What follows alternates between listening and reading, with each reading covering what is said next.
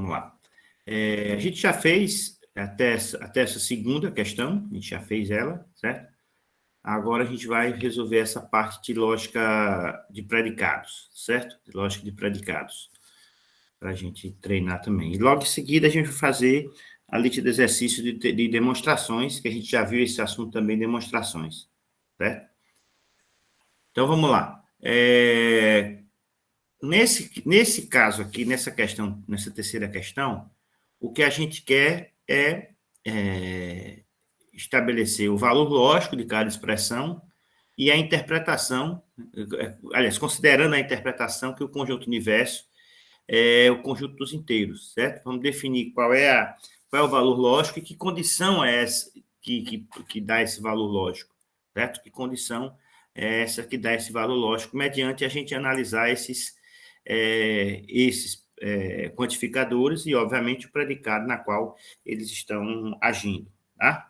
Então, esse primeiro aqui, para todo x existe um y, considerando inteiro, né? Para todo inteiro, existe um inteiro tal que x mais y é igual a x. Isso é verdade? Para todo x, existe pelo menos um y, que se eu somar x mais y vai dar x. Isso é verdade e em que condição? Qual é a interpretação que a gente dá?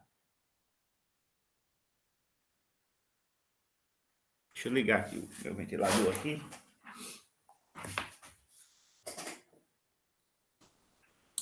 Professor, é verdade quando o y for zero, não? Como é? Desculpe, João, que eu estava fora aqui. É verdade quando o y for zero, não? Exatamente. Isso aqui vai ser verdade. Deixa eu colocar aqui meu escritor aqui. Isso aqui vai ser verdade. Ui. Isso aqui vai ser verdade.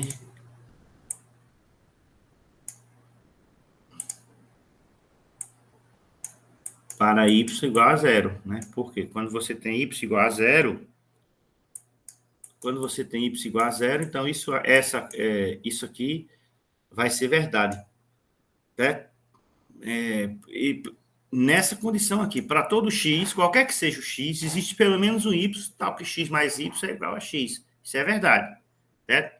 Isso é verdade, porque para y igual a zero, a gente tem essa condição, que para todo x, x mais y igual a zero. Ok? Aqui, existe um y, agora eu inverti, existe um y para todo x, tal que x mais y é igual a x. Existe um y qualquer, um inteiro, que se eu somar ele com todo e qualquer x, essa é a interpretação que a gente está dando, existe o y, que se eu somar ele com qualquer outro x, aqui é o seguinte, para todo e qualquer inteiro, existe um número que somado a ele dá o próprio inteiro. Aqui existe um inteiro, y, que somado a todo x, somado a todo outro inteiro, vai dar o próprio x. Isso aqui também é verdade na mesma condição anterior para y igual a zero. Então, veja que nesse caso aí, a gente viu que a ordem dos quantificadores ela é importante, ela muitas vezes muda o valor lógico, muda a interpretação, tá certo? Nesse caso aí, o valor lógico não mudou. Por quê? A primeira diz o seguinte, que para todo inteiro x existe um inteiro y, que x mais y seja igual a x. Aqui eu estou dizendo que existe um y que funciona, né, que serve para todo inteiro x, e aí, se eu somar, vai dar o próprio x. Aqui, vamos ver agora a diferença. Vamos ver agora a diferença de a gente inverter, nesse caso aqui, pode ser que a gente tenha mudança de sinal aqui, mudança de valor lógico, né? Para todo x, existe um y, tal que x mais y é igual a zero, falando de inteiro. Então, para todo inteiro, existe um outro inteiro que, se somado a ele, vai dar zero. Isso aqui é verdade sobre que condição? Ou não é verdade? Isso aqui é verdade se eu disser que x, né, que y, na realidade, que o valor de y vai ser igual a menos x. Exatamente, Edrei. Y igual a menos x. Então, toda vez que eu tiver um y igual a menos x, x mais y vai ser igual a zero. Então, para todo x, existe um valor, né, simétrico dele, né, um valor negativo dele, que somado-se os dois, dá zero. Então, é verdade. Agora, esse outro caso, existe um y para todo x, tal que x mais y igual a zero. Esse outro caso aqui, ele é verdadeiro ou é falso?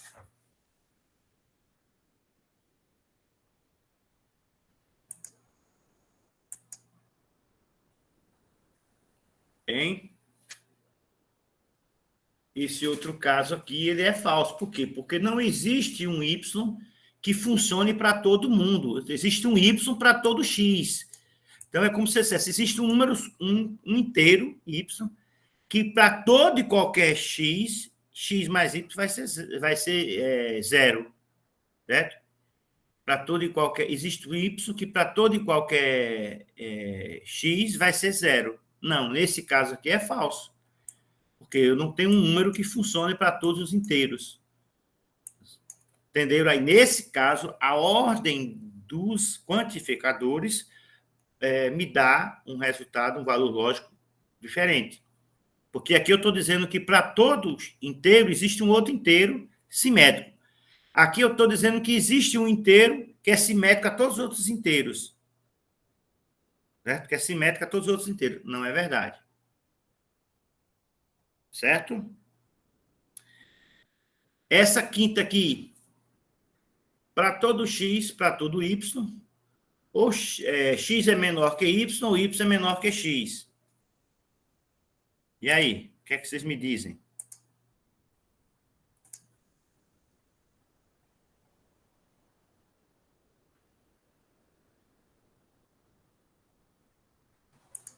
Falso, né? Porque aí, tipo, y pode ser igual a x também. Isso, não está pegando a igualdade. Se eu tivesse aqui um igual aqui ou um igual aqui, tudo bem, mas ele não está pegando a igualdade, falso, porque não contempla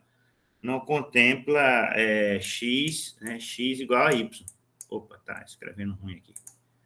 Não contempla x igual a y. Não estou contemplando isso aqui, ó. Que interrogação para dizer que a gente não está contemplando. A sexta.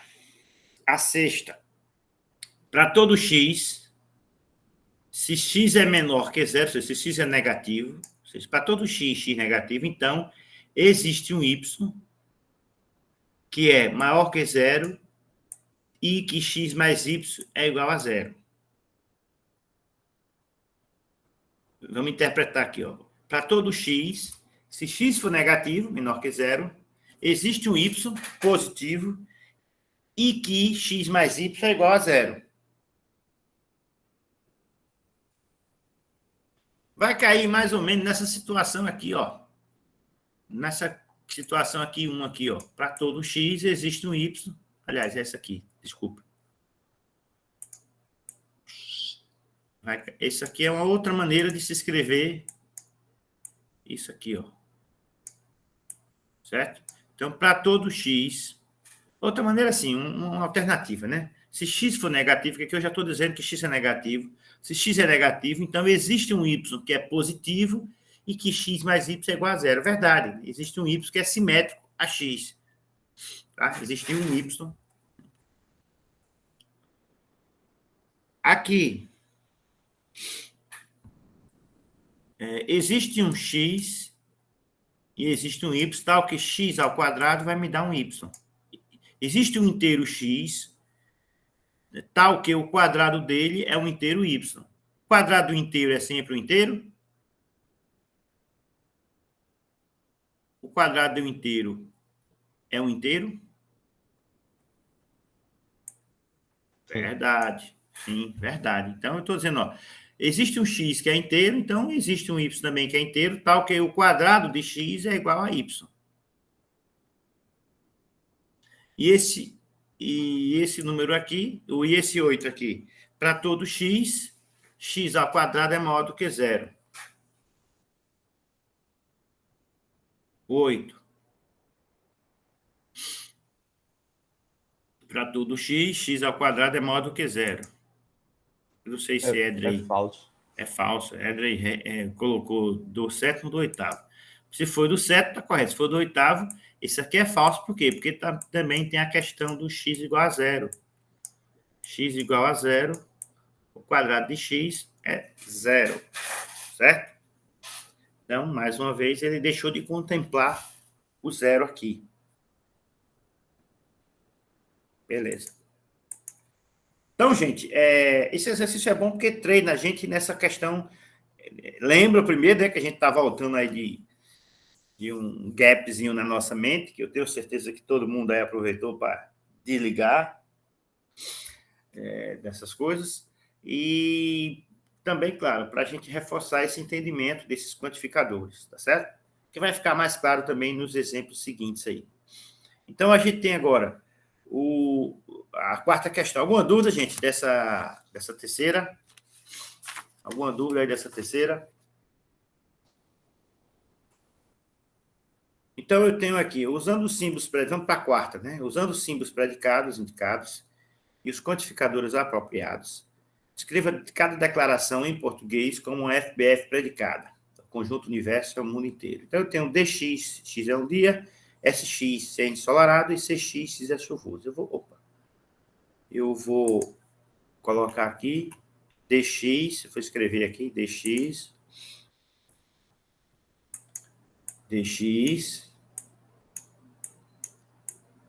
eu vou só colocar aqui que é dia, X é um dia, SX é ensolarado, né, sunny, SX é ensolarado,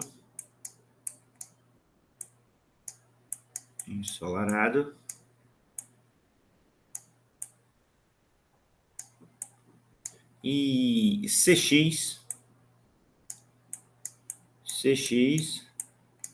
é chuvoso. X é chuvoso. Não é um dia chuvoso, X é chuvoso. Se eu disser que X é dia e é chuvoso, então é DX e CX, certo? DX e CX. Eita, tem alguns exemplos lá embaixo. Não é esses três aqui. Como é que tá aqui? Vou ter que apagar esse negócio aqui. Ah, porque tem esses dois aqui, ó. Dava para ter continuado aqui embaixo. Então, vamos lá. DX, X é um dia, SX, X é ensolarado e CX é chuvoso. Veja, SX é ensolarado, não é um dia ensolarado. CX X é chuvoso, não é um dia chuvoso. Se eu disser que hoje é um dia chuvoso, né? Hoje é um dia chuvoso. Eu estou dizendo que DX e CX. Eu tenho que dizer que é um dia e tenho que dizer que é chuvoso. Ok? Então, todos os dias são ensolarados. Estou dizendo o seguinte: existe alguma coisa, né, que é ao mesmo tempo que se for dia, certo? Então é ensolarado. Existe um X para todo X. Se X for dia, então ele é ensolarado. Todos os dias são ensolarados. Então, eu estou dizendo o seguinte: para todo X, se X for dia, para todo X,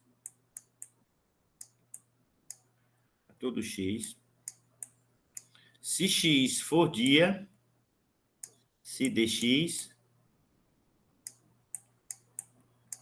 então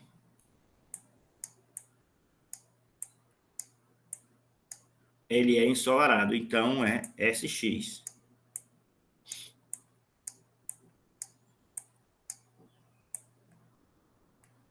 Então, o conjunto universo é o mundo inteiro. Então, eu tenho que especificar o que é X aqui no caso. Todos os dias são ensolarados. Então, para todo X, se X for dia, então é ensolarado. Então, aqui é a implicação, né? Ficou meio bagunçado aqui. Deixa eu fazer aqui. Assim, ó. Agora ficou melhor. Se dx, então é SX. Agora eu estou dizendo o seguinte, que existe alguns dias são chuvosos, alguns não são todos. Então eu vou dizer o seguinte, que existe um X que é ao mesmo tempo dia dx e chuvoso. E CX. DX e CX. Então, lembra que a gente colocou que, geralmente, o quantificador universal está associado à implicação. E, geralmente, o quantificador existencial está associado à conjunção aqui, o I. Então, todos os dias são ensolarados. Para todo X, se X é dia, então é SX, é ensolarado. Alguns dias são chuvosos. Existe um X que é dia e que é chuvoso. Tá? Vamos para as outras. Todo dia ensolarado não é chuvoso. Todo dia ensolarado não é chuvoso. Estou dizendo o seguinte: para todo X, se X for dia e for ensolarado, então ele não é chuvoso. Certo? Eu tenho que reescrever isso numa preposição intermediária que me permita escrever no formato de lógica de predicado. Eu tenho que dizer o seguinte: para todo X, se X for dia e ensolarado, então ele não é chuvoso. Tá? Seria isso que a gente teria que escrever aqui. Então, vamos lá.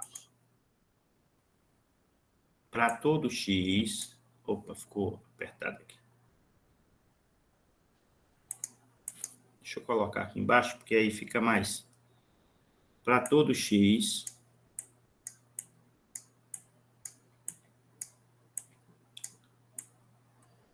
Se X for dia, né? Se dx, se X for dia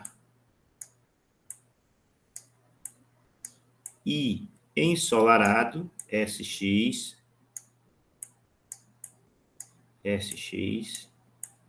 então, se for dia e for ensolarado, então não é chuvoso. Então, vamos colocar aqui CX negado. Eu posso negar a expressão predicada também. Ficou meio... Deixa eu... Porque a gente volta meio destreinado aqui do... Vou botar aqui CX. Vou até escrever aqui de novo, CX negado.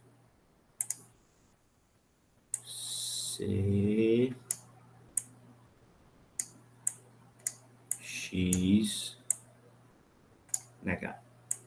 Então, aqui estou dizendo o seguinte, ó. Para todo X, se X for dia e ensolarado, então não é chuvoso. Ok? Está faltando dias aqui. Alguns dias são ensolarados e chuvosos. Alguns dias são ensolarados e chuvosos. Então, vai ser: existe um X tal, que é, ó, dia dx, existe X, tal que X é dia, D aqui está aparecendo uma caixinha,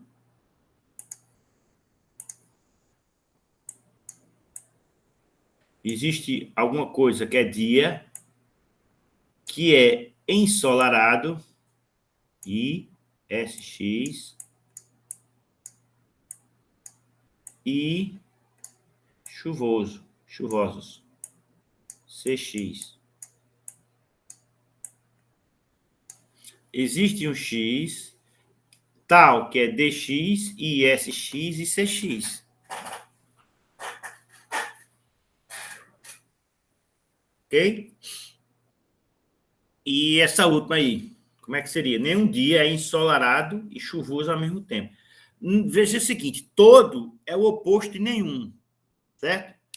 Então, quando você coloca alguns, existe um, é sempre o existencial. Agora, todo e nenhum, eles são opostos. Então, vai entrar o quantificador, obviamente que um vai estar negando, né? Todo dia ensolarado, nenhum dia ensolarado e chuvoso ao mesmo tempo. Então, eu posso dizer que, né, todo dia é ensolarado e chuvoso ao mesmo tempo. Posso fazer assim e negar em algum canto aí, certo? Posso negar em algum canto. Eu posso fazer a opção afirmativa e depois transformar em negativa, tá? Que é um caminho, tá? Mas eu estou dizendo o seguinte: nenhum dia é ensolarado e chuvoso ao mesmo tempo. Estou dizendo o seguinte: se existe alguma coisa, essa coisa for dia, para todo dia, certo? Todo dia. Então, ele não pode ser ensolarado e chuvoso ao mesmo tempo. Então, eu vou dizer, para todo X,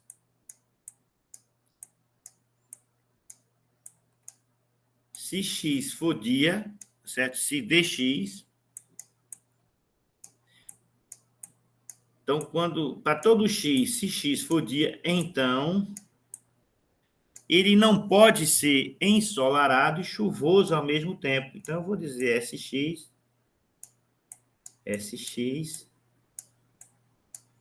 e DX. Isso aqui, se fosse todo dia ensolarado e chuvoso ao mesmo tempo. Então, seria isso aqui. Todo dia, para todo X, se DX, então, SX, ensolarado e chuvoso, é CX.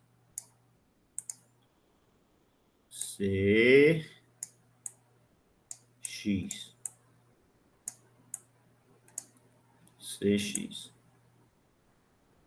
Então, aqui, ó. Se fosse todo dia ensolarado e chuvoso ao mesmo tempo, se X for dia, então ele é ensolarado e chuvoso, certo? Ele é ensolarado e chuvoso. Aqui tem um parênteses aqui, ó, fechando. Mas como ele nenhum dia é ensolarado e chuvoso ao mesmo tempo, eu vou negar isso aqui, ó. Deixa eu abrir. Deixa eu fazer essa expressão aqui de novo, gente. Vai ficar melhor. É porque ficou apertado aqui. Eu vou escrevê-la. Eu vou escrevê-la aqui embaixo, tá? Ou aqui em cima. Certo? Eu vou escrevê-la aqui em cima. Então, vai ficar assim. Para todo X, essa é a quinta questão. Essa é a quinta. Para todo X, se X for dia, dx,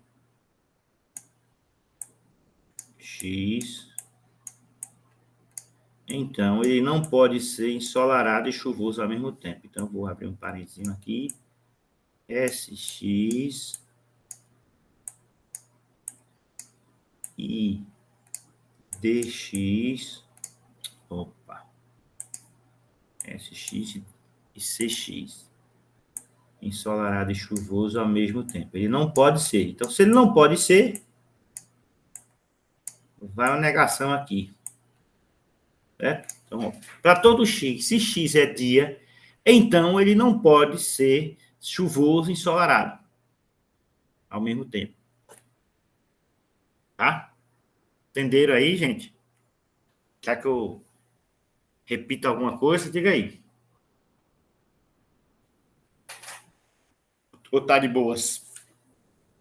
É porque o motor ainda está aquecendo, né? Depois de 15 dias aí, com um bocado de festa no meio do caminho.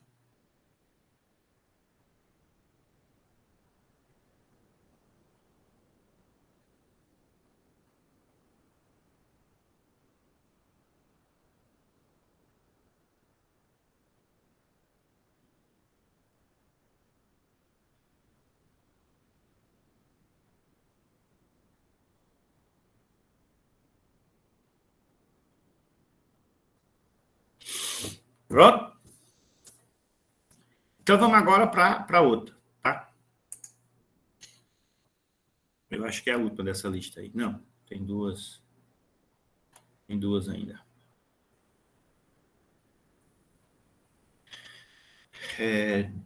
Na realidade, é os contrários, né? Uma você dá a versão em fórmula e outra você dá a versão em português. É bom para a gente treinar isso aí. Usando os símbolos predicados indicados e as quantificadoras apropriadas, escreva cada declaração em português como FPS predicada. O conjunto universo é o mundo inteiro. Então, eu estou dizendo que X é uma pessoa, X é pessoa. JX, X é juiz. FX, X é um farmacêutico. LX, X é advogado. MX, X é uma mulher. E AXY, né, que é aquele predicado binário, né, com dois sujeitos, diremos assim, né? X admira Y. A XY dizendo que X admira Y. Então, vamos lá. Nenhuma mulher é, ao mesmo tempo, advogada e farmacêutica. Nenhuma mulher. Esses são exemplos do livro, tá, gente? Nenhuma mulher é ao mesmo tempo, advogada e farmacêutica. Nenhuma mulher lembra que eu falei, nenhum é o contrário de todo. Então, você faz como se fosse todo e depois nega adequadamente. Você pode dizer, toda mulher, ao mesmo tempo, advogada e farmacêutica. Então, se é mulher, para todo X,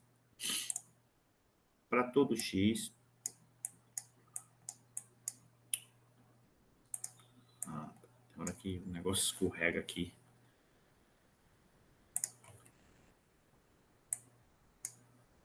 Para todo X,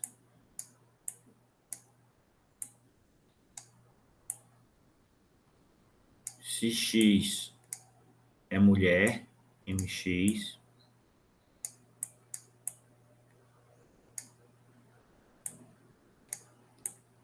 então, vou colocar como se fosse ao mesmo tempo, advogado e farmacêutico. Advogado é LX. LX e FX.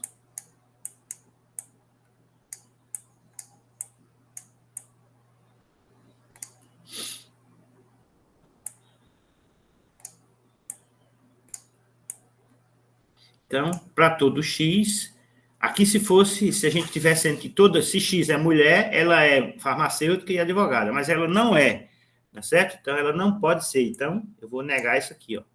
Vou negar essa expressão aqui. Se é mulher, ela não pode ser. Se é mulher, então, ela não pode ser advogada, LX, e farmacêutica, FX. Ok? Aí agora vai entrar, ó, alguns advogados só admiram o juiz. Lembra que o só, somente, apenas, isso às vezes dá uma interpretação, né, uma ambiguidade aí. Mas a gente sabe que a gente vai ter que usar isso aqui, ó.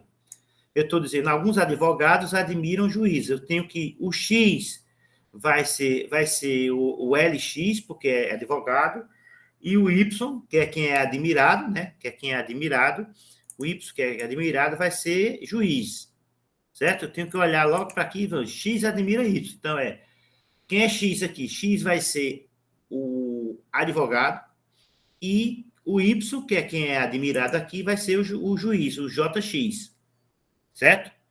Então, eu vou dizer, como é alguns advogados, então, existe X, pelo menos um, né? Isso pode mudar um pouquinho também, né? Você tem algumas variações, tá? Mas eu vou colocar aqui uma que seria trivial. Existe o quê? Um advogado. Existem alguns advogados, LX, lembrando que o advogado, quem admira o juiz, então o X aqui vai ser o advogado, não o Y. E admiram juízes, só admiram juízes. Então, ou seja, o advogado, eles não admiram mais nada, mais ninguém, só juiz. Ele não admira promotor, não admira cliente, não admira ministro, ele só admira juiz. Então, se existe LX advogados que agora o que é que ele admira que juiz? Todos os juízes para todo Y. Para todo Y, né? Tal que A, X, Y, ou seja, se X admira Y, é porque Y é juiz. JY.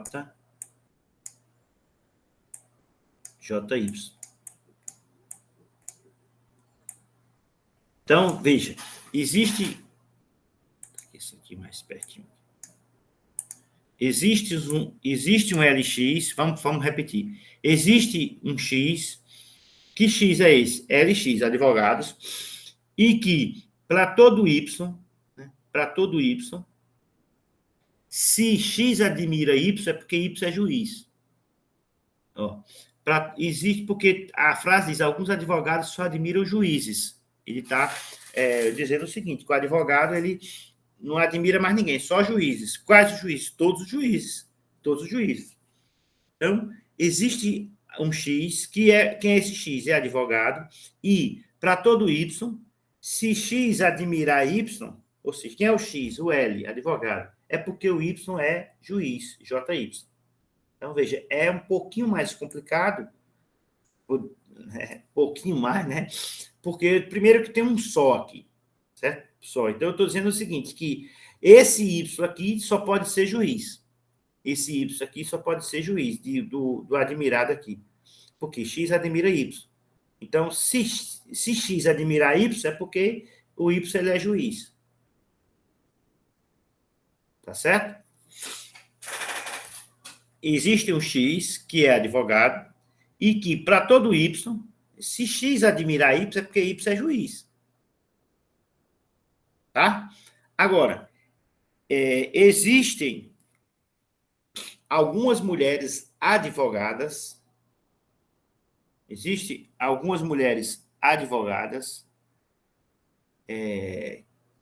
que admiram farmacêuticos. Então, mesma coisa, eu vou dizer que existe. Agora, essa mulher é advogada. Existe um X tal que MX, que é mulher,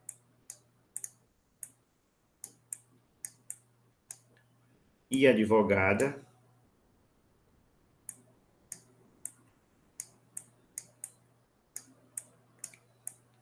que admiram farmacêutico. Então, farmacêutico vai ser o Y. Farmacêutico vai ser o Y, né? E admiram farmacêuticos, todos. E para todo Y,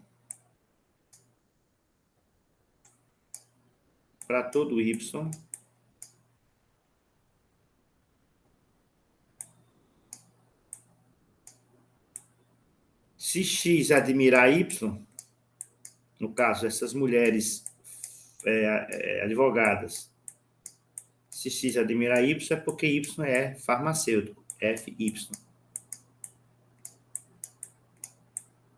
Quando a gente coloca duas variáveis, veja que a interpretação fica mais complexa, né? A gente está colocando duas variáveis, X e Y. Então, eu estou dizendo quem é X? É mulher e farmacêutica. Quem é Y? Desculpa, mulher advogada. Quem é Y? Y são os farmacêuticos, porque X admira Y. Todos os farmacêuticos, para todo Y, né? Se X admirar Y, é porque Y é farmacêutico. Professor, Oi. nesse caso, realmente seria uma implicação, porque no outro tem só admira juízes. E esse aí diz que admira farmacêuticos. Sim. Então, necessariamente, se eu disser que X admira Y, vai implicar que Y é farmacêutico? Sim, porque Ou vai existe dizer algum. que Porque ou está vai dizendo dizer que. só Não, que porque eu já existe? estou dizendo que é mulher e advogada. Existem algumas mulheres advogadas que admiram farmacêuticos. Então, eu estou dizendo aqui que existe mulher e advogada, e que admiram todos os farmacêuticos, admiram farmacêuticos. Né? Não é admiram alguns farmacêuticos, admiram uns farmacêuticos, não, admiram farmacêuticos todos. Então, é implicação por quê? Porque se X. Quem é X? Mulher e advogada. Se X, que é mulher advogada, admirar alguém, esse alguém é farmacêutico. Certo? Certo. Certo? Se X, que é mulher advogada, admira alguém, é porque ele é farmacêutico. Oi, Bruno. Porque aí, nesse caso, ela pode, tipo, admirar outra profissão, né? No caso, Pode, não mas seria... pode, exatamente. E também tem a questão de existem algumas mulheres, outras mulheres advogadas admiram outras coisas. Por isso que tem que ter o quantificador aqui de existe algumas, né? Existe, né? Pelo menos uma. Entendi. É porque, assim, o que eu tava pensando é, no caso, esse F de X aí, ele que implicaria no A de XY. Que aí, no caso, se é farmacêutico, então é admirado. Que... Se for farmacêutico, então ele é admirado por X. Sim, sim. Deixa eu ver. Existem algumas mulheres que admiram farmacêutico. Então, para todo Y, se Y farmacêutico, então eles são admirados por esse X aqui. Também. Tem razão. Se é farmacêutico, então essas mulheres admiram eles. Também. certo? Nesse caso aqui, funcionaria também. Né? Invertendo. Se ele é farmacêutico, é porque ele é admirado por essas mulheres aqui, advogadas. Certo.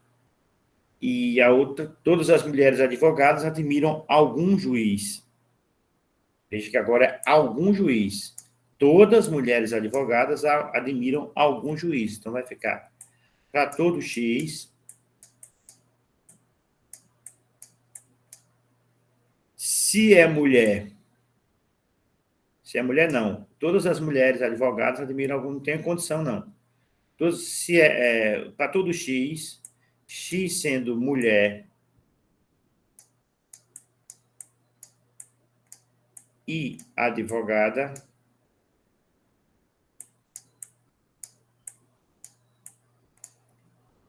e existe um Y, porque, veja, admirar agora quem? X é mulher advogada, Y é juiz. Existe um Y, que é juiz,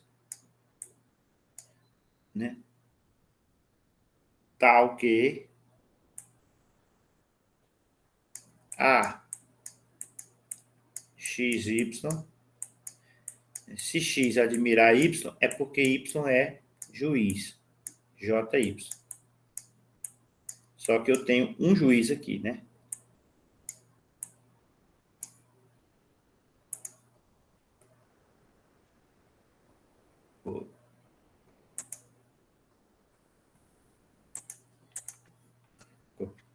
Ficou meio... O professor ali é um I mesmo? Aqui Antes do existe? é um I, é um I. Tá certo? Porque eu estou dizendo, mulheres advogadas admiram... Existem mulheres e advogadas e que existe um Y que é admirado por esse X aqui. Quem é esse Y? O juiz, JY. Certo? Porque, veja, todas as mulheres advogadas admiram algum juiz. Se eu colocar uma condicional aqui, eu estou dizendo que se é mulher e advogada, tem que admirar algum juiz. Certo? E aí tá complementando, não está condicionando, né? Todas as mulheres advogadas admiram algum juiz. Certo? Então, veja que quando tem essas duas variáveis, a gente tem que olhar e às vezes tem mais de uma possibilidade. Aí você lê de volta. Para todos, se X é mulher e é advogada, e se ela admira alguém, né, esse alguém tem que ser juiz. Aí você olha se realmente está casando com essa. Todas as mulheres advogadas admiram algum juiz. Esse alguém aqui, que existe pelo menos um Y, né, que é juiz. Certo? Eu tava entendendo mais assim, ó. Por Ai, exemplo, apaguei. Agora apaguei. Diga, pode dizer. Se for cair, a gente mas escreve de assim, novo. para todo X, se for mulher e advogada, então existe algum Y que admira tal. Entendeu? Aí você, no caso, então, é uma afirmação. Você fala assim, vamos lá. A mesma coisa, só que em vez trocando aquele I por uma seta. Para todo X, vamos estudar aqui. Se X é mulher e advogada, se X é mulher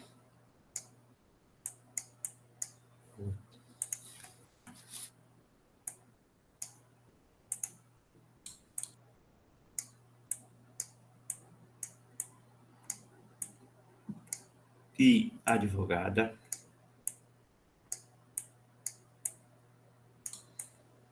Aí a seta. então, Então, se ela é mulher e advogada, então ela vai admirar algum juiz. Todas as mulheres advogadas admiram algum juiz.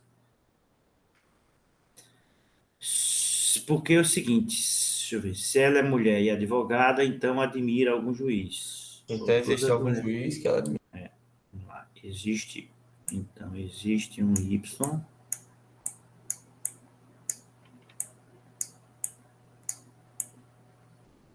que X admira Y.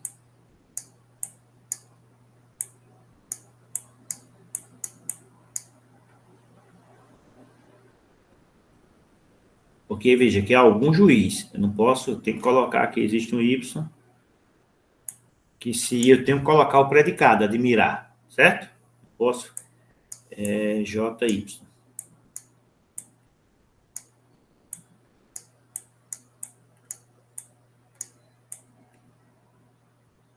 É isso? Isso. Vamos lá. Existe para todo X. Se X é mulher e advogada, então existe um juiz que é admirado por elas. Isso aqui é o que está dizendo. Existe um Y, que é juiz, que é admirado por elas. Todas as mulheres advogadas admiram algum juiz. Se é mulher advogada, então existe algum juiz que é admirado por elas. Está fazendo sentido também. Mas se eu colocar que se é mulher e advogada,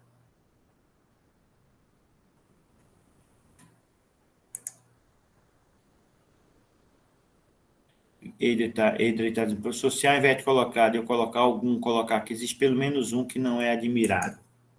Entendi. Algum juiz. Não entendi, Eudes. Se você quiser falar isso, você está querendo fazer outra expressão ou uma alternativa a essa?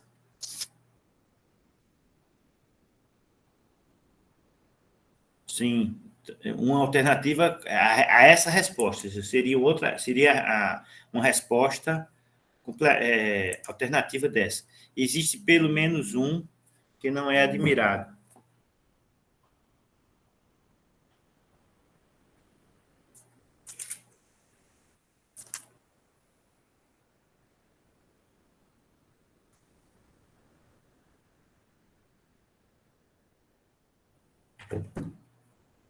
Ao invés de colocar que existe pelo menos um que não é admirado, existe pelo menos um que não é admirado. Não fica com outro entendimento aqui. Existe pelo menos um que não é admirado. A gente teria que negar que é alguma coisa. Tá? Mas vamos lá.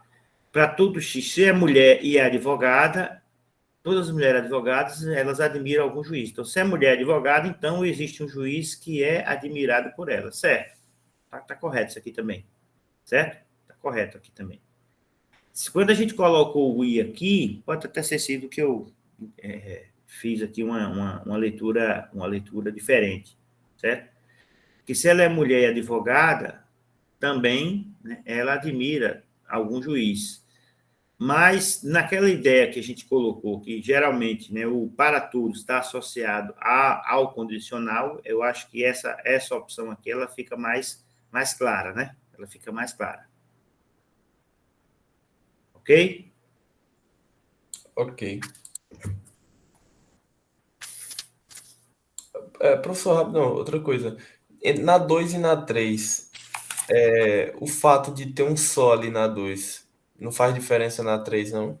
Que a resolução praticamente foi a mesma. Não, são independentes, são duas coisas diferentes. Eu não posso fazer a 3 em função da 2, a 2 em função da 3, não. São expressões diferentes, independentes. Não, eu digo assim, por exemplo, a 2. Tem alguns advogados só admiram juízes. Uhum. Por exemplo, se eu botasse alguns advogados admiram juízes, não faria diferença nenhuma. Sim, sim. Se você disser o seguinte, que alguns advogados só admiram juízes, você está dizendo que eles não admiram mais nada. Só admiram se for juiz. Se for promotor, não admira. Se for ministro, não admira. Agora, se você coloca... Alguns advogados admiram juízes, esses advogados podem admirar outras coisas também. Como seria a diferença escrita? Alguns advogados admiram juízes. No, no Você símbolo fala seria. aqui na expressão, Na 2. Porque, existe... assim, eu achei a 2 e a 3 parecida a resolução. Só que um tem um só e o outro não tem. E a Certo. resolução foi a mesma, praticamente. Existe... alguns advogados admiram juízes. Existe um X que é LX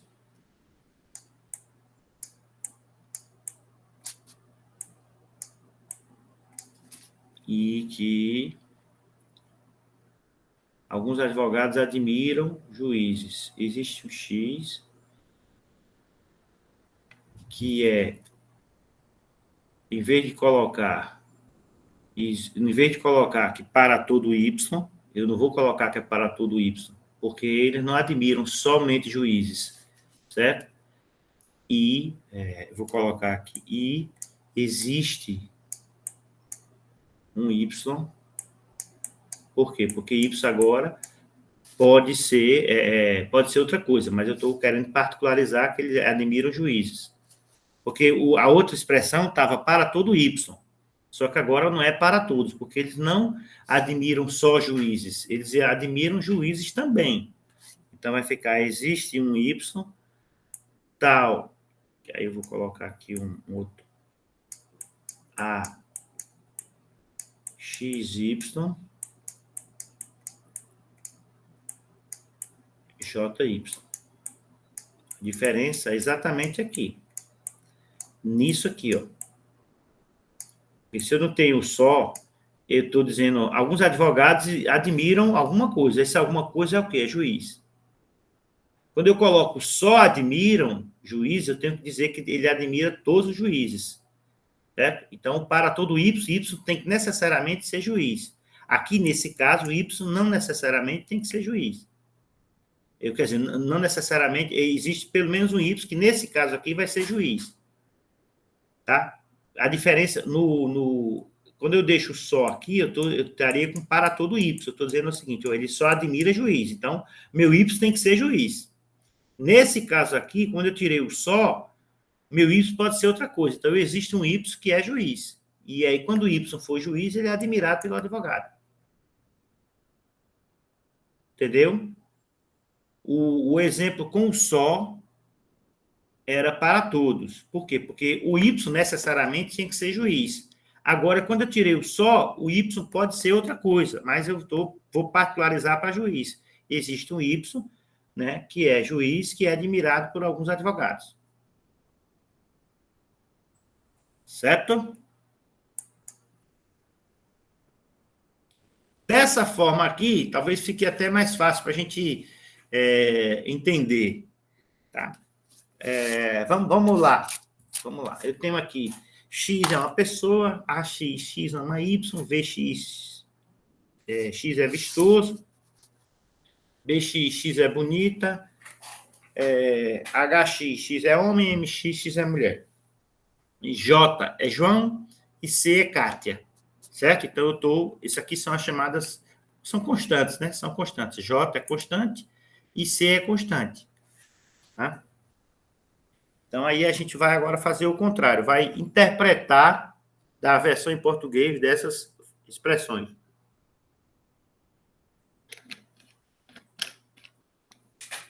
Vejam. VJ.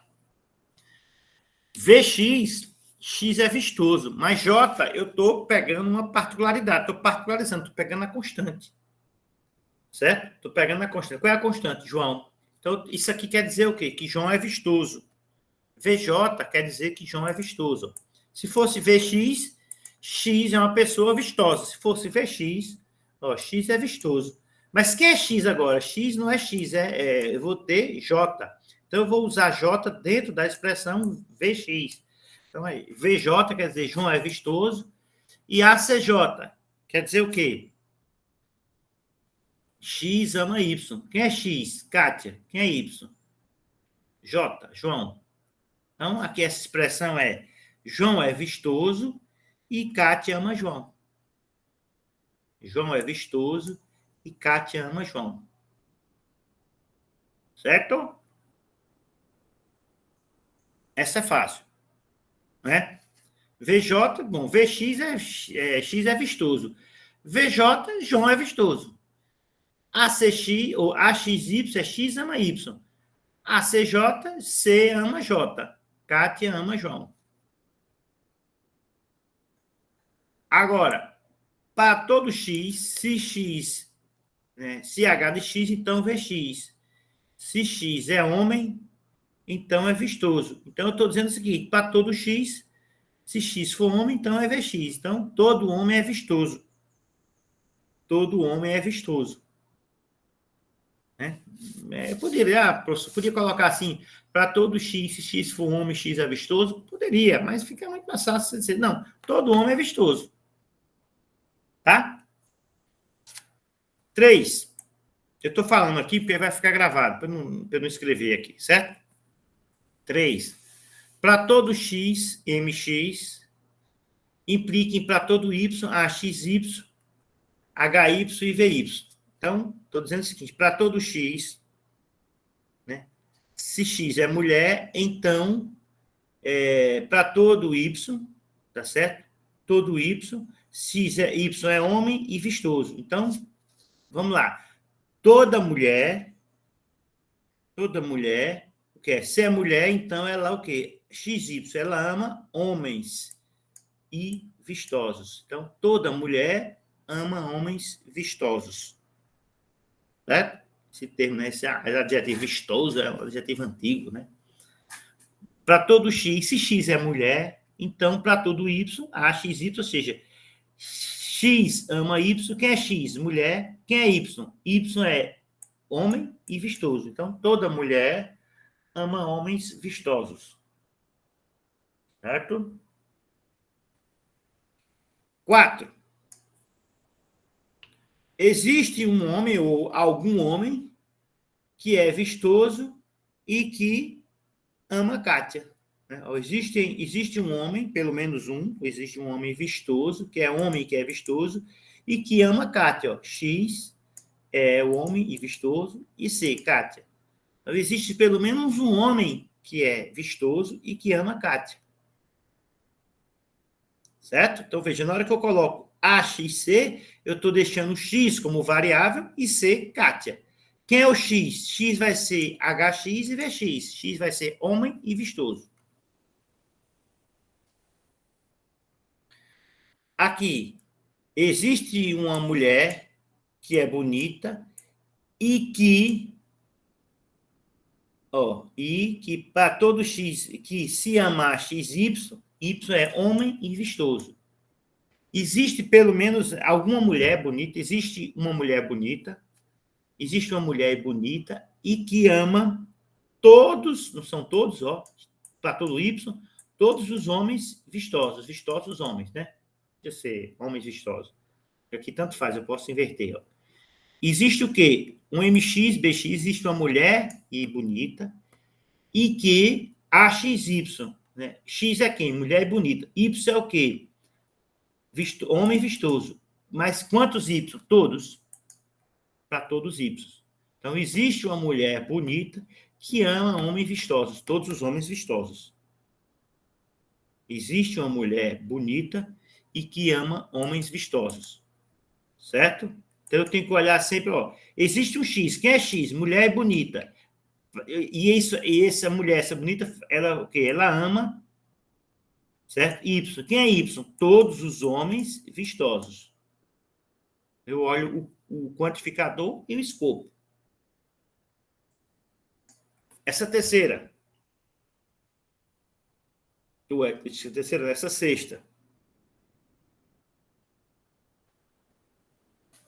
Bora, João, diga aí, de respeito a você.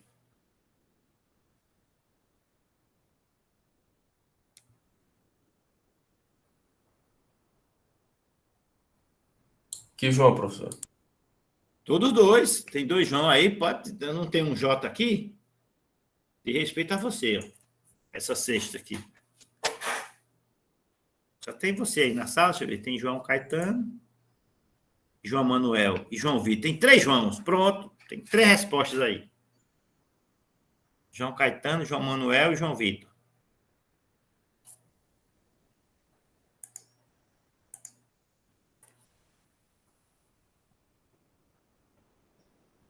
Escrevam aí.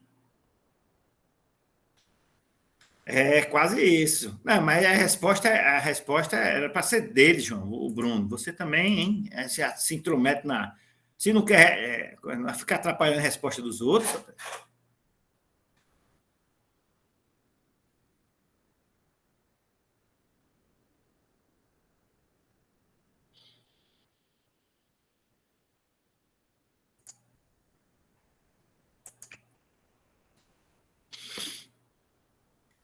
Pois é, cara.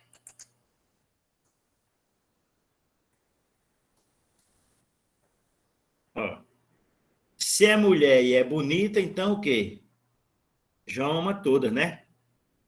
Então seria mais ou menos assim: todas as mulheres bonitas, para todas X, todas as mulheres e bonitas são amadas por João. Ou João ama todas as mulheres bonitas.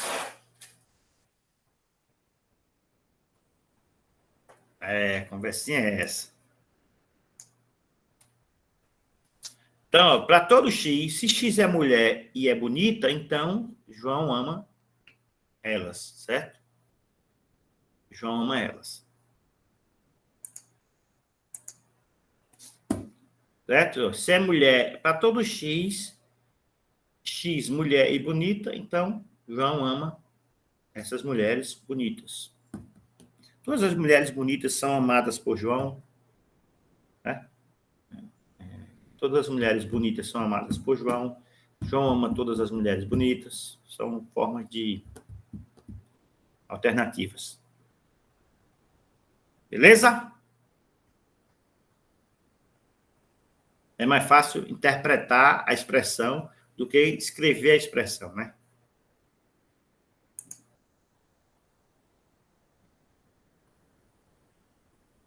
Pronto. Tá aí, vamos fazer agora a outra lista. Nossa outra lista, que é a lista de demonstrações. A gente não viu indução ainda, então a gente vai até a questão 9, certo? A gente vai até a questão 9 aí.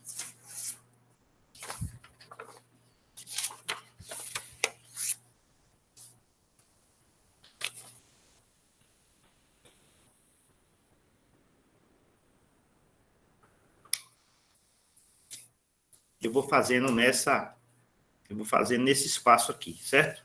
Que a gente vai fazer essas induções agora. Vou fazer aqui uma manobra aqui de... Eu posso fazer aqui.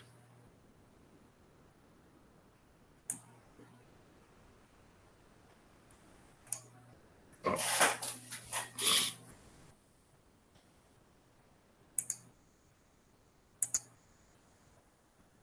O que são essas demonstrações, gente? A gente tem demonstração direta, informal, né? A gente tem demonstração por absurdo, a gente tem uma série de demonstrações que a gente viu. Demonstração por contraposição, demonstração exaustiva, demonstração direta, tal. A gente vai adequar, tá certo? A gente vai adequar essa demonstração. Vamos só relembrar aqui rapidamente.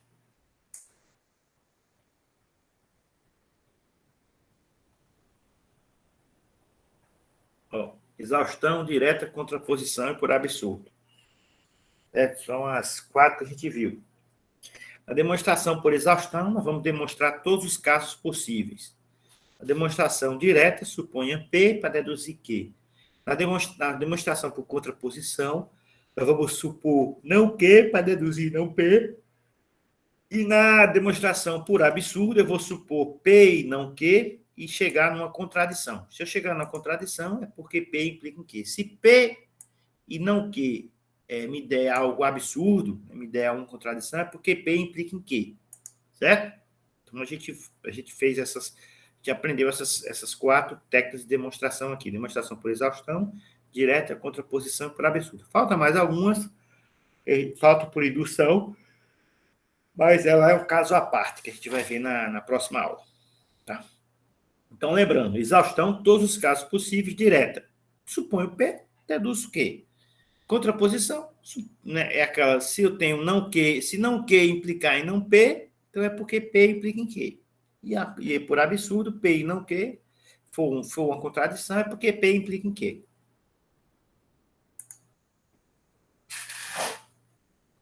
Então, aqui, essa primeira. Se n é igual a 25, 10 ou 169, então n é um quadrado perfeito e é uma soma de dois quadrados perfeitos, certo? Nesse caso aqui, eu posso fazer tanto a direta quanto a exaustão, porque eu tenho três valores possíveis, posso fazer para os três valores.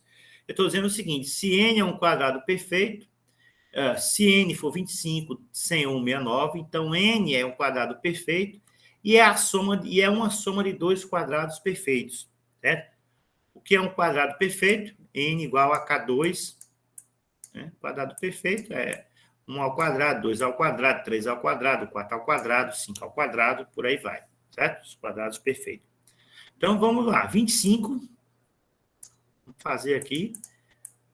Esse caso aqui pode ser uma demonstração exaustiva, pode ser uma demonstração direta. 25 vai ser igual a K2. Então, o nosso K aqui, vai ser igual...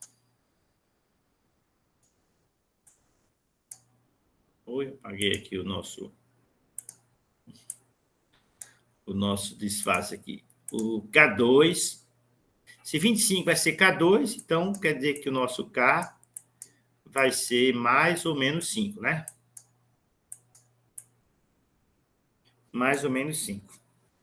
Certo? Então, é um quadrado perfeito. Beleza? Aí, é um quadrado perfeito. Nesse caso, agora eu tenho que ver se é uma soma de dois quadrados perfeitos. Dois quadrados perfeitos. 25 é a soma, pode ser a soma de 9 mais 16, né? Que é 3 ao quadrado mais 4 ao quadrado. Dois quadrados perfeitos. Então, ok. 25 é um quadrado perfeito, certo? 25 é um quadrado perfeito. E 25 é a soma de dois quadrados perfeitos. Agora vamos para 100. 100 é igual a K2. Então, 100 vai ser... O K vai ser igual a mais ou menos 10. Mais ou menos 10. Quadrado perfeito. E 100 eu posso decompor em uma soma de dois quadrados perfeitos? Posso, né? Eu posso dizer que 100 é 36 mais 64 mais 64, que vai ser 6 ao quadrado mais 8 ao quadrado. Então, ok. Soma de dois quadrados perfeitos. E 169. 169 é um quadrado perfeito? É um K2, K ao quadrado? Sim, porque K vai ser igual a mais ou menos 13.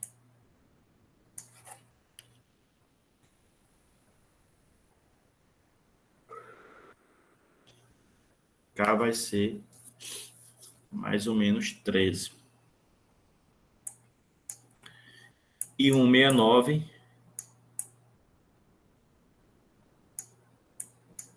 é a soma desses quadrados perfeitos? Pode ser também. 169 pode ser a soma de 25 mais 144,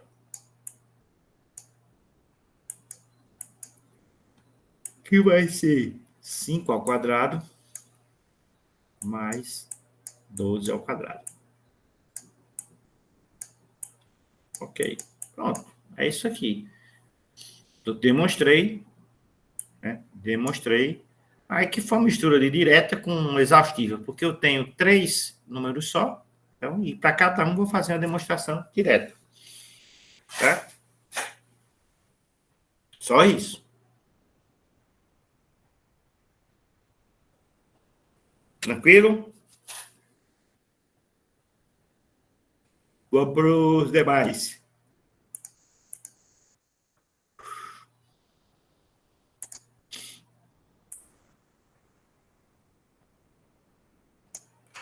Opa.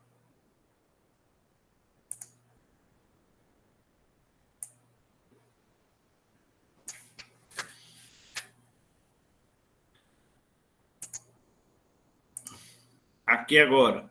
Se n é um inteiro par entre 4 e 12, então n é a soma de 2 números primos. É uma soma de 2 números primos. Então, mais uma vez, eu tenho uma limitação aí, ó. N entre 4 e 12. Então, n é uma soma. Sim, n é um inteiro par entre 4 e 12. Então, n é uma soma de 2 números primos. Certo? Então, eu posso colocar aqui n par. Quais são os pares entre 4 e 12? 4, 6, 8, 10 e 12. Então, soma de 2 números primos. 4 é soma de 2 primos? É 2 mais 2, ou 3 mais 1, né? 2 mais 2, ou 3 mais 1. 6 é a soma de 2 primos? Sim, pode ser 3 mais 3, ou 5 mais 1. 5 mais 1, 3 mais 3. 8. Sim, 5 mais 3, 3 mais 5. 7 mais 1, né, também. 10. 10 pode ser 5 mais 5, 7 mais 3, né? Pode ter aqui. E 12. 12 pode ser 7 mais 5, 11 mais 1. Ok? Então, eu tenho aqui a demonstração de que se esse inteiro par estiver entre 4 e 12, né, n é uma soma de 2 números primos. Certo? 2 números primos. Então, como eu restringi 4 a 12, eu vou fazer uma demonstração exaustiva. Ah, professor, é só isso? É só isso. Só isso. Demonstração exaustiva, demonstração direta, ela é muito simplificada, né?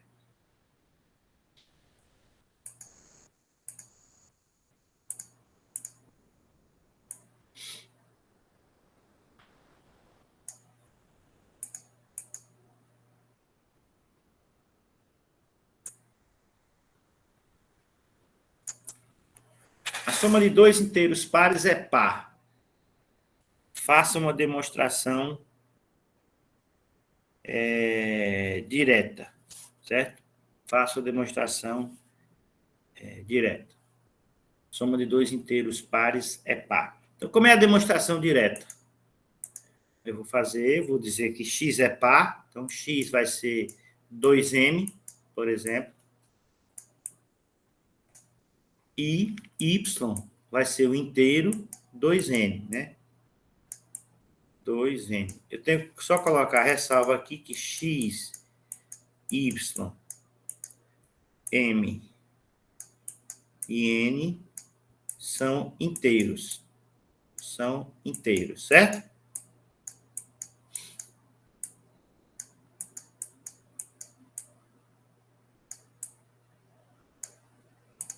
X, y, m e n são inteiros. Vamos lá. Então, eu estou dizendo que eu tenho que provar que se x e y forem pares, né, a soma deles vai ser par também. Então, x mais y vai ser o quê? X mais y vai ser igual a 2m mais 2n, que vai ser igual a 2, que multiplica, colocando aqui em evidência, m mais n. É isso? Se eu chamar de m mais n de p, certo? m mais n de p, que vai ser o inteiro também, que vai ser inteiro, porque eu estou somando dois inteiros, né? Eu estou somando dois inteiros, a soma vai ser inteira. Então, x mais y vai ser 2 vezes p. Isso aqui, 2 vezes qualquer inteiro, vai me dar o número par. Certo? 2 inteiros vai me dar o número par. Só isso. Soma de 2 inteiros pares vai me dar um par.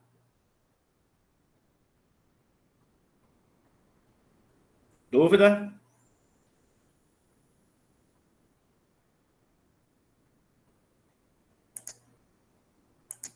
Vamos lá, então.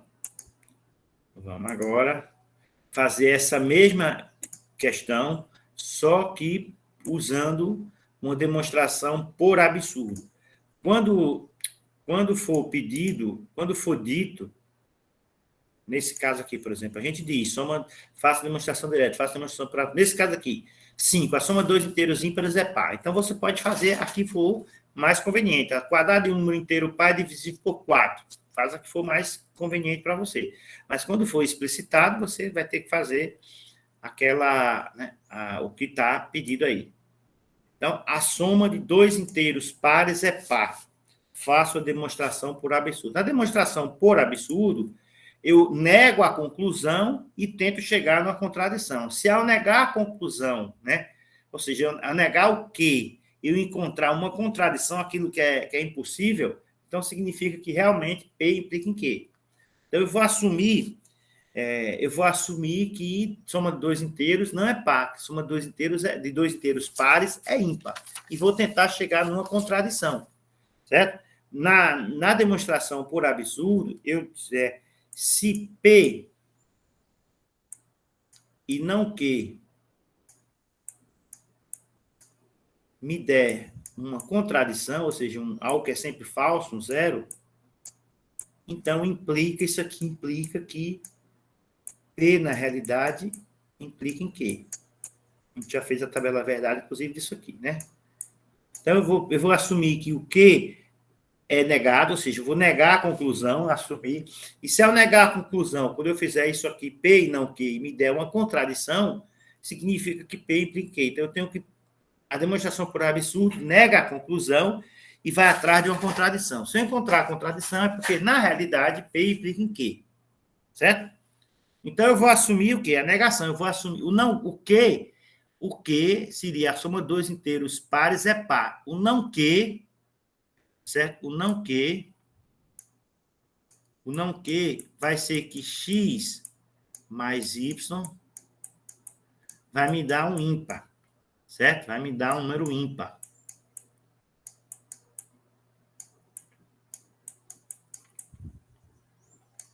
Algo do tipo 2K mais 1. 2K mais 1. Certo? Então, por quê? Eu vou negar a conclusão. Então, a conclusão seria que seria par, né? A soma de dois pares seria par. A negação dessa conclusão é que a soma de dois inteiros x e y vai me dar ímpar. Dois inteiros pares x e y vai me dar ímpar. Certo? Então, eu vou ter o quê? Que x mais y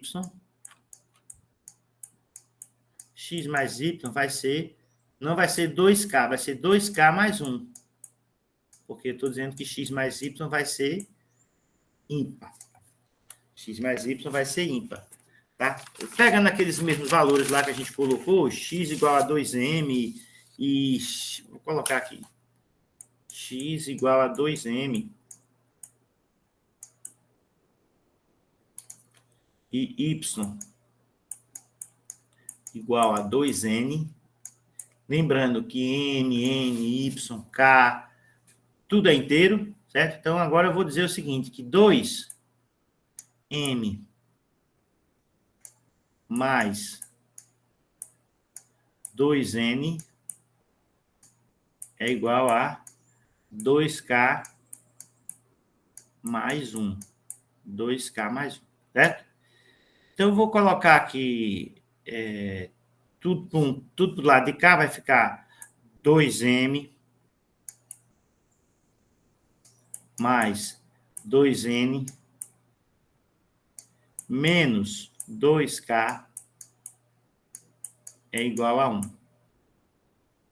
Certo? É igual a 1. O que é que eu tenho aqui?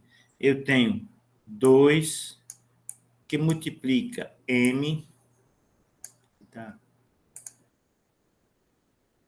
Que é m.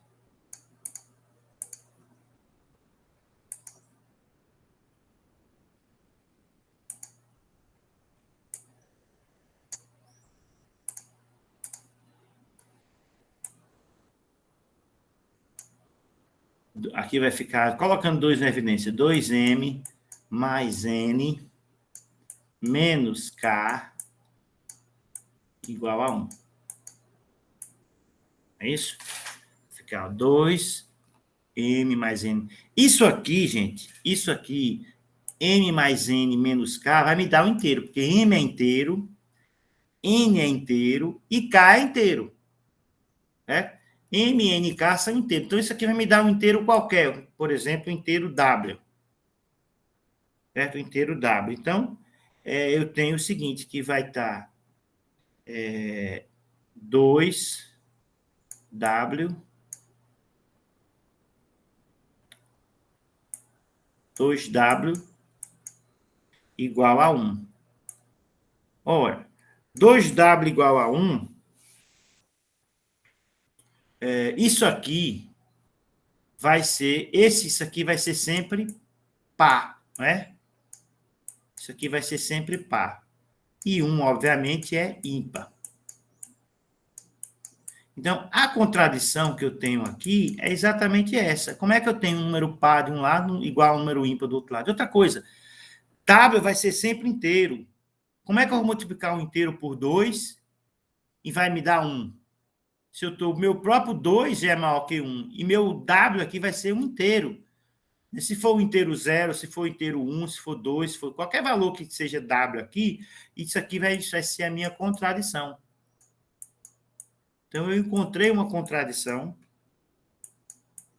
Significa que, na realidade, ao assumir a negação da minha conclusão, ou seja, assumir que Q vai ser, o não Q vai ser ímpar, né? X mais Y vai ser ímpar, eu encontrei uma contradição. Essa contradição me diz, então, que P implica em Q.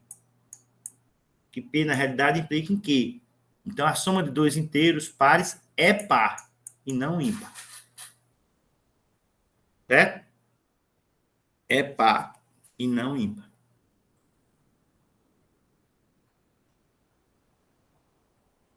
Então, eu assumi a negação que não Q, X e Y vai ser ímpar, né? Que é 2K mais 1.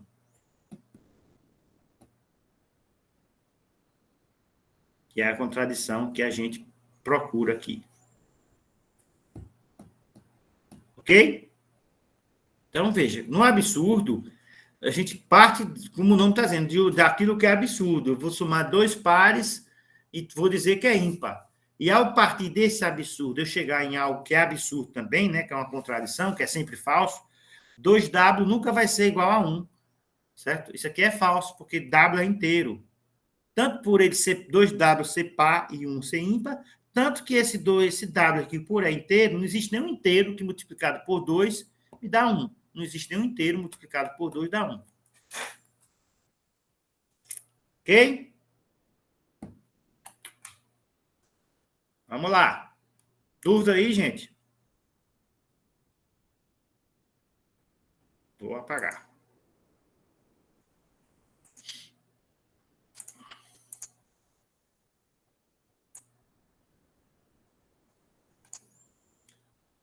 O quadrado de um número inteiro par é divisível por 4.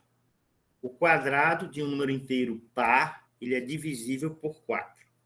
Então, vamos lá, o que é um quadrado, que é divisível por 4. Divisível por 4, né, ele tem que ser 4 vezes alguma coisa, né? Então, eu vou fazer a demonstração direta.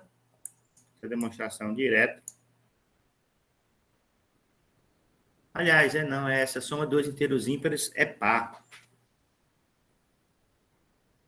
Foi isso que a gente fez? Não, a gente vai fazer essa, vai fazer essa daqui, desculpa.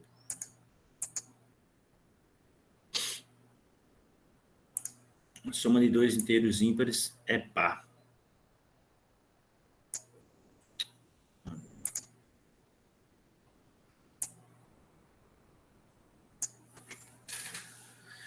É a mesma coisa aqui. A gente vai ter um inteiro ímpar x, vai ser 2m mais 1, e y é 2n mais 1.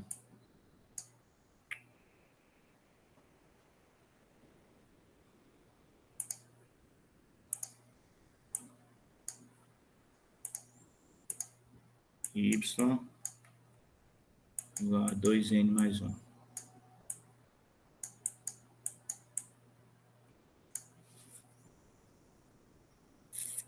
Tá certo? Então, vamos lá. X mais y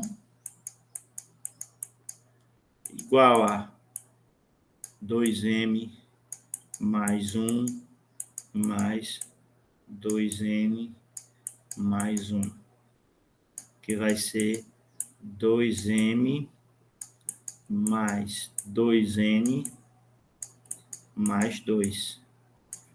X mais y vai ser 2 que multiplica m mais n mais 1, né? Vou colocar aqui em evidência aqui. 2. Isso aqui, m mais n mais 1, isso aqui é um inteiro qualquer. Pode ser um W, certo? Isso aqui é um inteiro.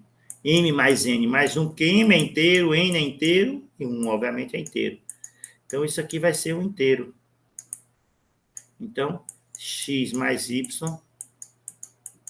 vai ser 2w, que vai ser par, né? 2w é um número par. 2w é igual a um número par. 2 vezes w, w é um inteiro qualquer. 2 vezes w é um par. Então, a soma de dois inteiros ímpares é par. Você podia fazer também por aí, isso aqui é a direta. Você podia fazer também por absurdo. A soma de dois inteiros ímpares vai me dar um ímpar, e aí você chegar em uma contradição também. Certo? Aí fica para vocês treinarem. A soma de dois inteiros ímpares é par por contradição. Aí foi essa, aqui é a direta. Por contradição, isso aqui é a direta. Por contradição, você assumir que dois inteiros ímpares é ímpares. Aí você ia encontrar uma contradição. Ok?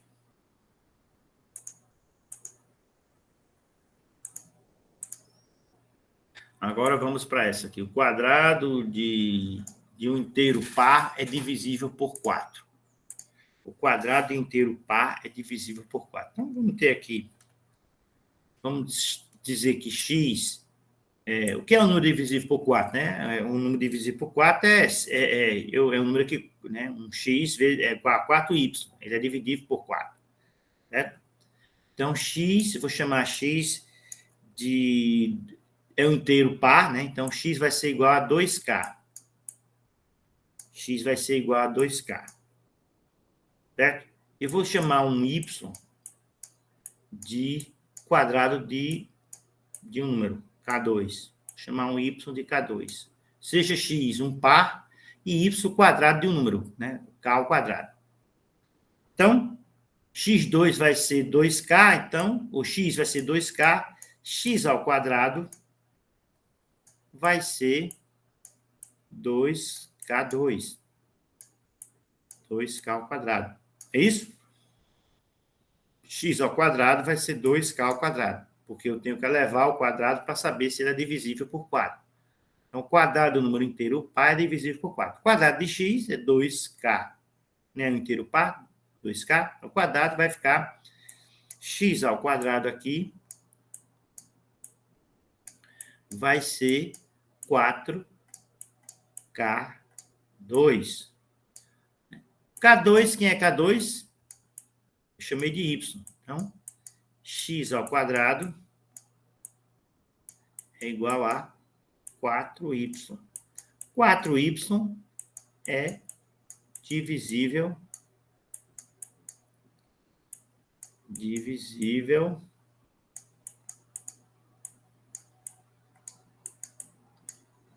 por 4.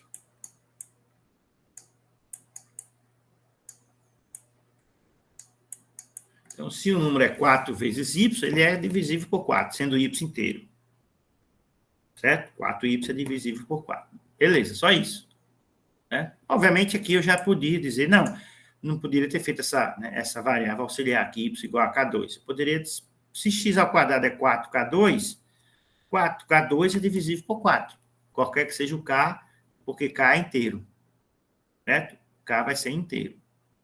Aqui, tudo isso aqui é x, y e k inteiros, viu? X, y e k inteiros. Certo?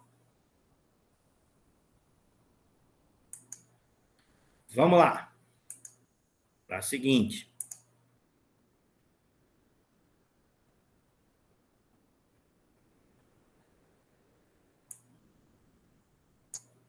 Oi.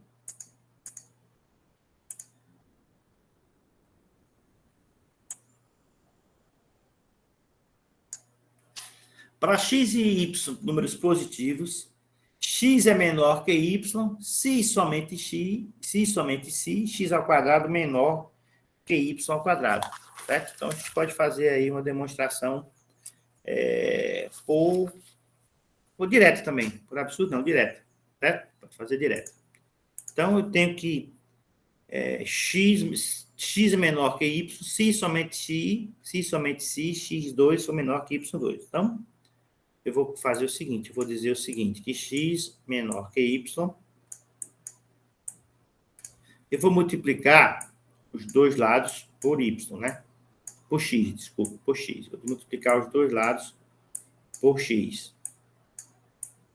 Então, vai ficar x2 menor que xy, certo? xy. Se eu tiver também essa expressão x menor que y, se eu multiplicar ambos os lados por y,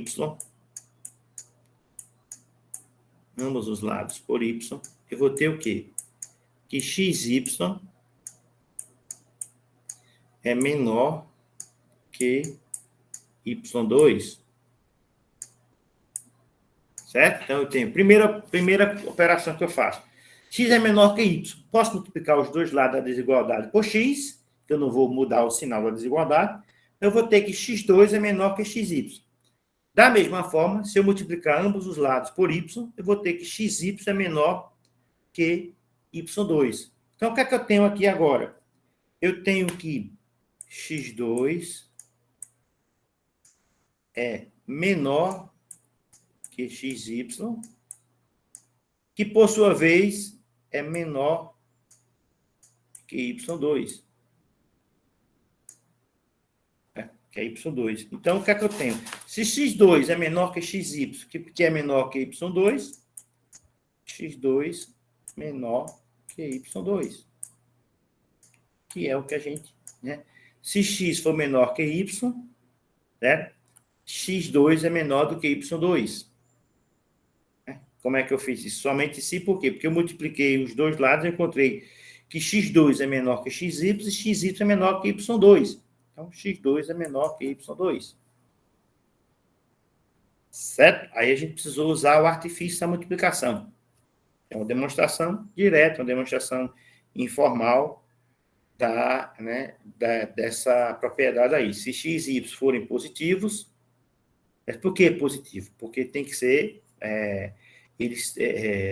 porque quando eu mudo aqui, quando eu multiplico por x, não pode inverter se fosse negativo. Quando eu multiplicasse aqui, x fosse negativo, quando eu multiplicasse, inverter o sinal. Certo? E inverter o sinal da desigualdade. Então, x e y são números positivos. X vezes x é menor que y, se somente se x2 menor que y2. Beleza.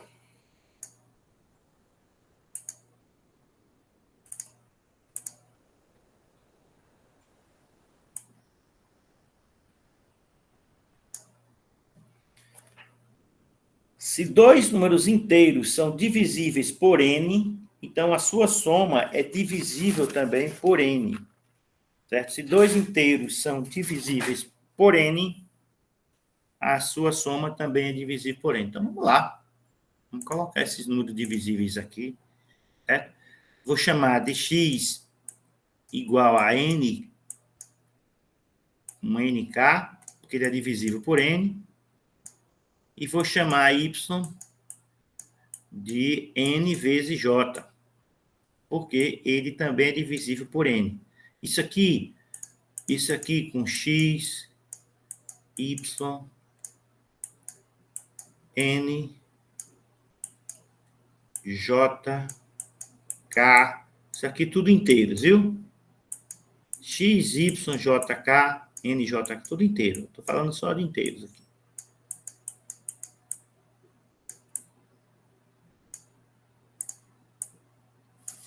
Então, se dois inteiros são divisíveis por n, x é divisível por n, nk, e y é divisível por n, nj. Então, a sua soma é divisível por n. Vamos lá. X mais y igual a nk mais nj. X mais y vai ser n que multiplica k mais j. Isso aqui, k mais j é inteiro, né? Porque k é inteiro, j é inteiro, a soma de dois inteiros é inteiro. Então, e esse x mais y aqui, como é multiplicado por n, ele é divisível por n também. Ele é divisível por n. É como se fosse, se eu chamasse aqui n vezes um W, por exemplo. NW, né? Inteiro W. Divisível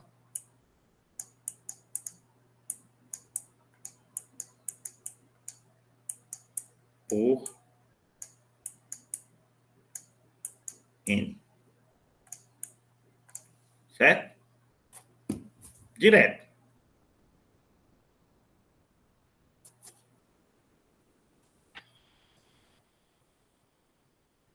Pronto? Vamos para a última agora. A última vai ser acho que é por contraposição.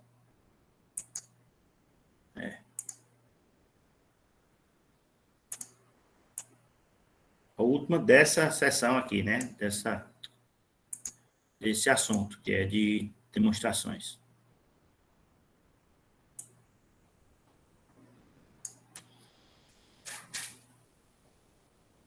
Ó, se o produto de dois inteiros não é divisível por um inteiro, então nenhum dos inteiros é divisível por n.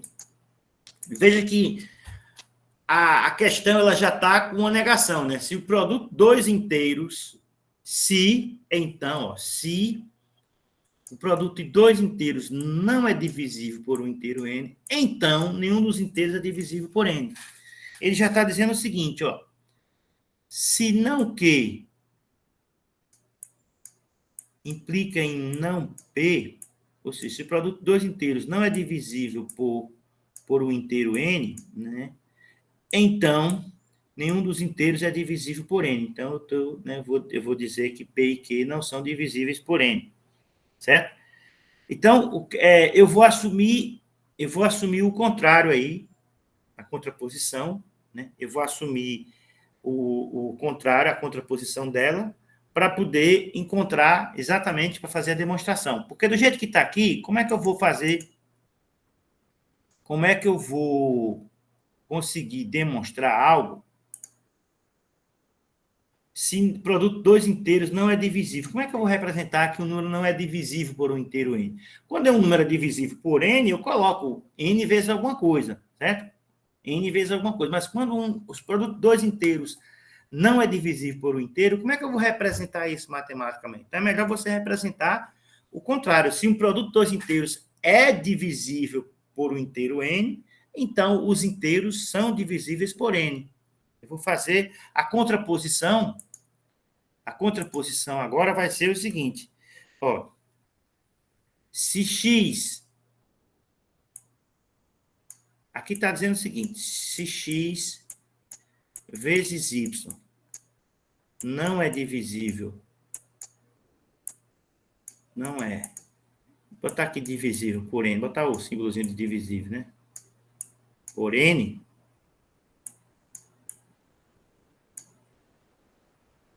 ele está dizendo que nenhum dos dois, x e y, né? Nenhum dos dois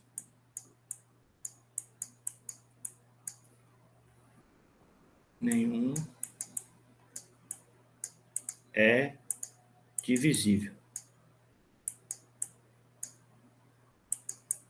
por n. Isso aqui é o que está na expressão aí. Se x vezes y não é divisível, aqui tá, é divisível aqui, tá? Símbolozinho de divisão. Então, numerador, denominador e a fração. O numerador, denominador e a fraçãozinha. Se o número de dois inteiros não é divisível por um inteiro n, então nenhum é divisível por n. A contraposição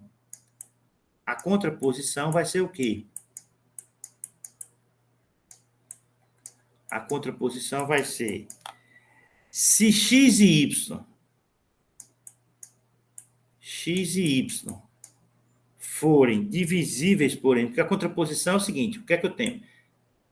P implica em que é equivalente a não Q implique não P. Né? Então, eu vou assumir o quê? Se eu tenho Q, eu vou assumir agora, se eu tenho não Q, eu vou assumir o quê? Se x e y são divisíveis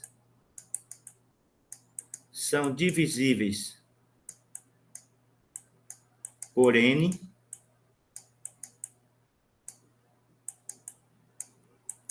x vezes y é divisível, botei aqui, podia ter colocado assim, por n. Estou fazendo uma confusão arretada aqui, mas eu vou pegar exatamente aquilo que é a contraposição da expressão. O que é que a expressão diz?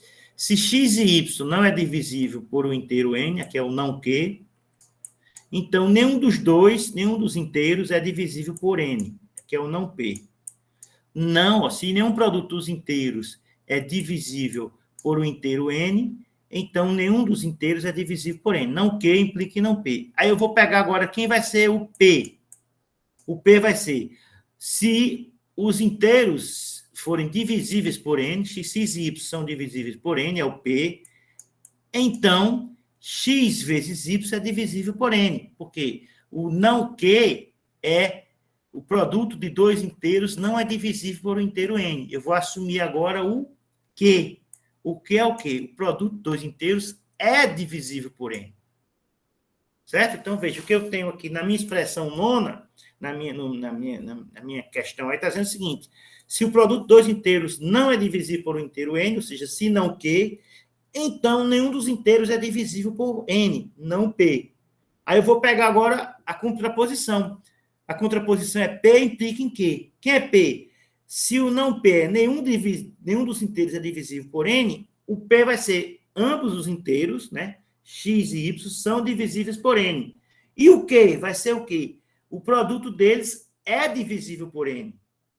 Certo? Então, eu vou assumir agora o P e tentar chegar no Q. Se eu assumir o P e chegar no Q, então significa que eu estou provando também por contraposição. Porque é muito difícil, eu não tenho... É praticamente impossível. Como é que eu vou provar que o produto de dois inteiros não é divisível por um inteiro n? Certo? Como é que eu vou representar isso? O produto de dois inteiros não é divisível por um inteiro. É melhor eu representar que o produto de dois inteiros é divisível por um inteiro. Só que ele vai estar agora do outro lado da condicional. Ele vai estar do outro lado da condicional. Então, vou só apagar aqui tudo para a gente organizar aqui nosso raciocínio. Cadê aqui? O nosso raciocínio está, isso aqui é o não Q implicando em não P.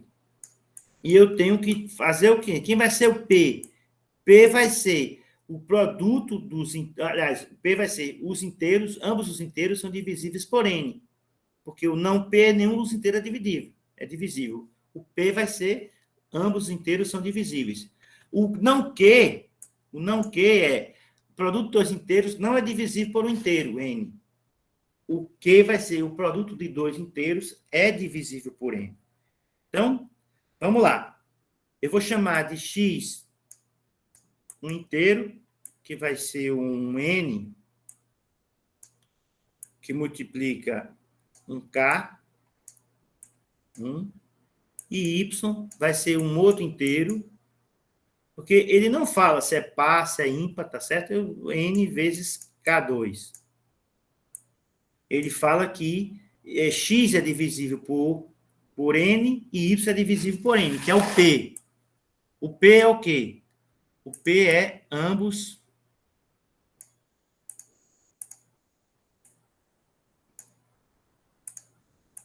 O P é nenhum dos inteiros o não P é nenhum dos inteiros é divisível por N. O P é ambos os inteiros divisível por N. E o Q vai ser o quê? X vezes Y vai me dar um N alguma coisa. Um NW, por exemplo. Por quê? Porque X, se Q é produto dos inteiros não é divisível por um inteiro N, o não Q, então o Q vai ser o produto de dois inteiros, vai ser divisível por N. Certo? Então, vamos lá. Vamos fazer esse produto. X vezes Y vai ser NK1 vezes NK2, que vai ser igual a N ao quadrado, que multiplica K1 vezes K2. K1 vezes K2 é inteiro, porque K é inteiro. Eu vou chamar de um inteiro aqui, W qualquer, certo? W qualquer. Então, X vezes Y, X vezes Y vai ser N2, que multiplica W. Ora, se é N2, é N vezes N vezes W. Isso aqui é divisível por... Divisível, obviamente N2 é divisível por N, né? Só deixei mais claro aí. Divisível por N. Se o produto é divisível por N, então está correta a afirmação que, né, se ambos os valores, se x e y forem divisíveis por N, o produto deles também é divisível por N. Tá? Então, eu estou provando o quê? Eu estou provando P implica em Q. E ao provar P implica em Q, por equivalência, eu estou provando que não Q implica em não P. Então, nesse caso da contraposição, o que eu tenho que fazer é exatamente identificar quem é o não Q e quem é o não P. Aí eu vou escrever agora, bom, se não Q está implicando em não P, então eu vou ter que encontrar que P implica em Q. Realmente, P implica em Q? Quem é P? P é, os inteiros são divisíveis por N. P é X e Y, certo? Divisíveis por N. E o produto deles, que é o Q, vai ser também divisível por N. Tá? Então, eu tenho que encontrar o P e o Q.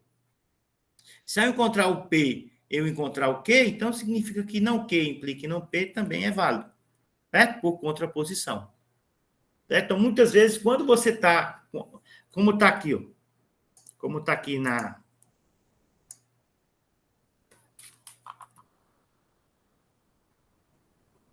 Como está aqui, ó. Por absurdo, suponha P e não Q e deduza uma contradição. Use essa técnica quando Q disser alguma coisa... Aliás, é isso aqui. Suponha não Q e deduza não P.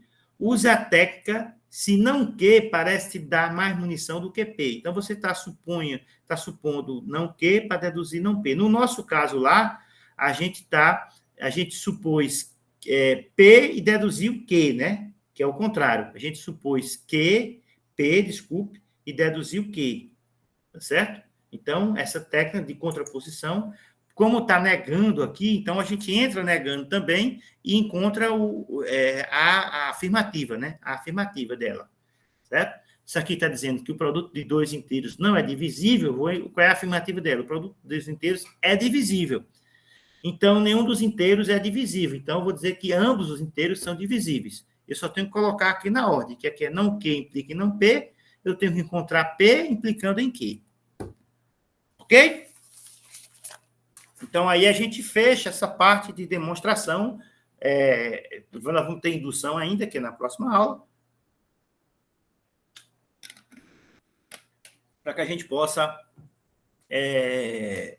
fechar esse conteúdo da prova. Nossa prova é dia 20 de janeiro, ou seja, dessa quinta-feira a 8, né? A gente vai ter aula quinta-feira.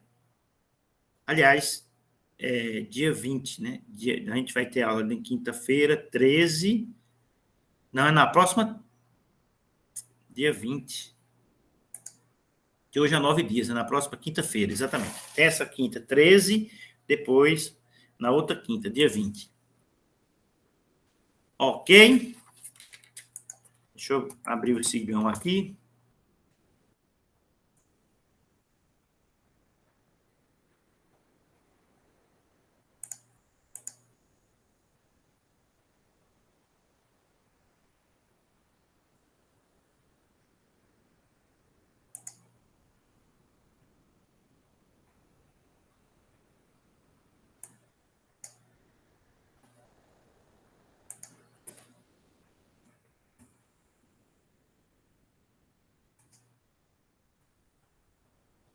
Pronto.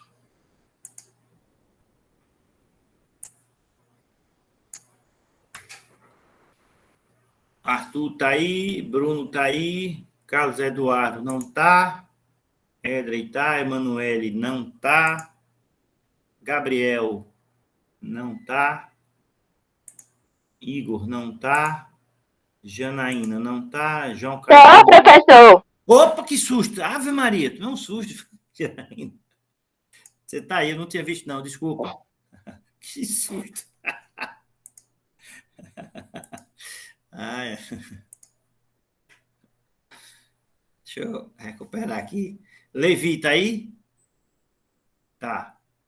E Neria não tá. Pablo Gustavo não tá. Alô? Ok? Oi. Eu disse presente, professor. O senhor escutou? Eu vi. Não, eu tô vendo aqui seu sim, nome sim. aqui. Então, vou só chamar quem não tá. Carlos Eduardo, Emanuele, Gabriel, Igor, Neria e Pablo. Nenhum presente aí? Então, vamos lá. Ei, professor. Beleza, pessoal. Oi. Essa listinha de atividades que o senhor estava corrigindo hoje, o senhor botou no Classroom? Tá no Classroom, tá a lista 3. Certo, muito Tá a obrigado. lista 3 aqui, ó. Ok? Beleza, gente?